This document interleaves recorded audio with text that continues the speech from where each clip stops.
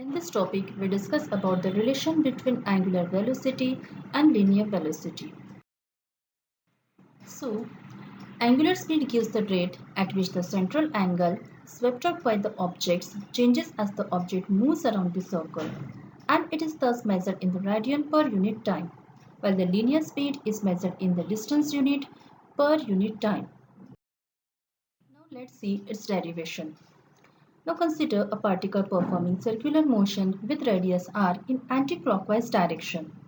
Let the particle move from A to B in time delta t.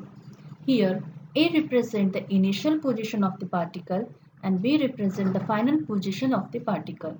Let del S be the linear displacement and del theta be the angular displacement. Then by definitions of the angular displacement, we get del S is equal to r into del theta. For a very small time period, that is when we consider del theta tends to 0, the arc AB which is shown in the figure is like a straight line, that is linear displacement. So the magnitude of the linear velocity is given by V is equal to limit delta t tends to 0 del S by del t.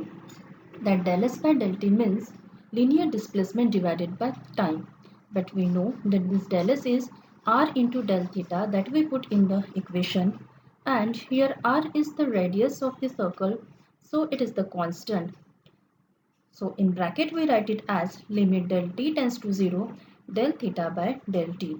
This del theta by del t is nothing but the angular displacement divided by time, which is the definition of angular velocity, and it is represented by symbol omega. So we get V is equal to R into omega.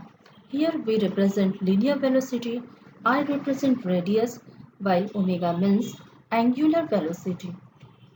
And in vector form, it is written as vector V is equal to vector omega into vector R.